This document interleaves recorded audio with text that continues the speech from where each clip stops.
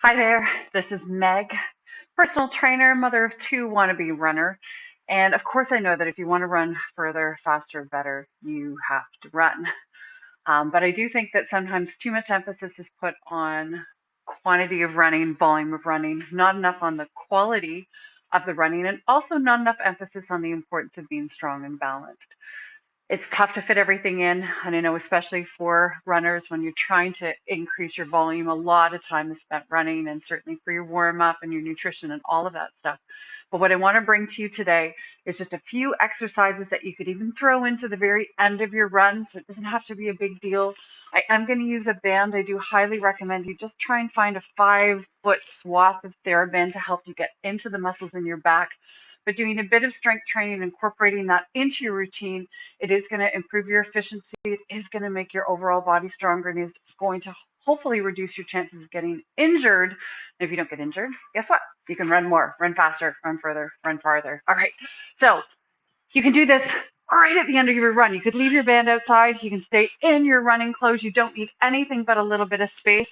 And you could also just use a scarf if you don't have an elastic band. Now, the elastic is better, but if you do just want to use a scarf, this works as well. So the first thing we're going to start with is just a simple squat. Warm up down into the squat. And what I want you to do is make sure this is a glute dominant move. We really want to strengthen through the glutes and also ideally through the core and the back of the shoulders. So if it feels okay for you to extend the arms up and back as you drop into that squat, what you'll notice is it encourages your low back to arch a little bit more, and you really have to compensate by firing those abs. Draw the shoulders down and back, keep the hips moving back, knees right over the toes, and got lots of energy through the hips as I come down. So sink back down into it. Great, so nice. Exhale at the bottom to help you brace, breathe in, and exhale down to the bottom. So let's do another 3, and then we'll leave the legs alone for a minute and get right in to the back. Okay, so relax down there. Always need to work on opening up that back. So we're going to take your band and pull apart. Now, if you don't have a band, you can certainly just pull apart and flex through those muscles. Hold for 3 seconds, thinking about keeping those shoulders down and back. But if you do have the elastic band, this is really helpful. And if you want to multitask a little bit, as you come up and back, you're going to drive up onto those toes. You're going to try and get up onto the first and second metatarsal, which are the bones right behind your first and second toe. I'm having a lot of trouble getting up on those today. But as I get up onto the kind of the big toe and the second toe, I can really feel that firing through the calves. And then I'm nice and controlled on the way down so that I'm sure that I'm strengthening through my feet and ankles as well. So we're going to do another 3 of these. Then we're going to go into a reverse lunge with a little bit of a torso twist.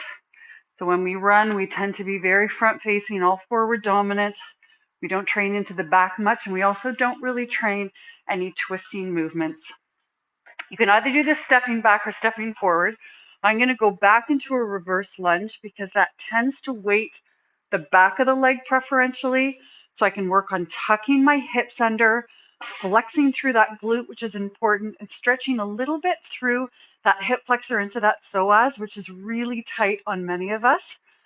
I'm going to step back, sink back, and then I'm going to rotate my chest over the front leg. I'm trying to keep my hips perfectly square, rotating my chest, come back, step up, and then same thing on the other side. Again, tuck the hips under, flex through that glute, drop the knee down, and then try and disassociate your rib cage from your hips as you rotate over that leg. So let's do a bunch of them, okay? Let's try for 16. So down, rotate, push through the front heel to come back up, down, flex, rotate, nice and stable through those hips, down, tuck, down, rotate, really feel that stretch through the hip flexor, through that back leg, nice and controlled. And really, you'll probably find you've got maybe 60% of the weight through the front leg, about 40% through the back, and then I transfer into this leg to bring myself back up. But it's really nice and balanced, Lots of energy into that step back and feeling that dynamic stretch as I eccentrically load the back leg. That's really important. Flexing through the glute and the abs on this move is going to help both knees track really well so that I don't get any twisting or pain into those knees. Good, and as always, I'm trying to exhale on the movements where I need to brace. Let's step back 4 more times, 4, and then we're going to do another movement that combines both leg and upper body. Last 3, and 1 more to finish on this side. Great. Okay, now we're going to get into a bit of a modified Romanian deadlift move. So if I was doing a one-legged Romanian deadlift, it would look like this. Okay, so nice and strong through that leg. Two-legged Romanian deadlift looks like this. So it's very hip dominant move, a nice pure hip hinge down. What I want you to do is establish that hip hinge. Come back, make sure you're not getting any undue pressure through that low back. So you can always tuck the pelvis under a little bit if you need to. I'm going to place my band under my left leg. So I'm going to load the left leg first. Band under the left leg. So I'm in this hip hinge position. Now, keeping all the weight through this left leg, I'm going to touch my toe back. So now I'm really loading this leg. Now, gang, if you would rather do this off of 2 legs and do a double row, that is fantastic. I do think it's important if you're strong enough to do it, though, to make sure we're training the legs individually, because often with a lot of sports, we tend to be dominant on one side. So we want to make sure that weak side gets a nice bit of stimulation. So I load into that left leg, push my hips back, and now I'm going to row 10 times on this leg, nice and strong, ensuring as those shoulders come down and back that I'm not feeling undue pressure through that low back. Shoulders stay away from my ears.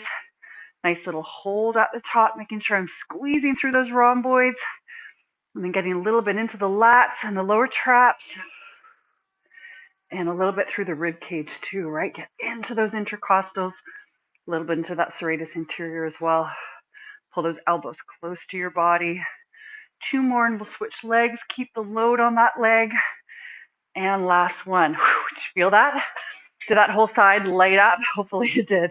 So loads of glutes and a little bit of abs and lots of back on that one. So again, you're going to hip hinge forward. Feel a stretch through that right hamstring. Load onto that right leg. And then just that toe touch back. Of course, you could balance. You could take this leg right off.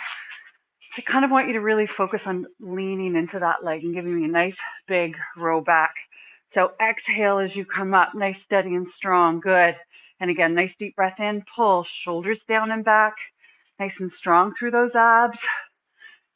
Fantastic, good. And exhale, load through that right leg, load through that right leg. Exhale to come up, good. So we're gonna do 5 more on this side.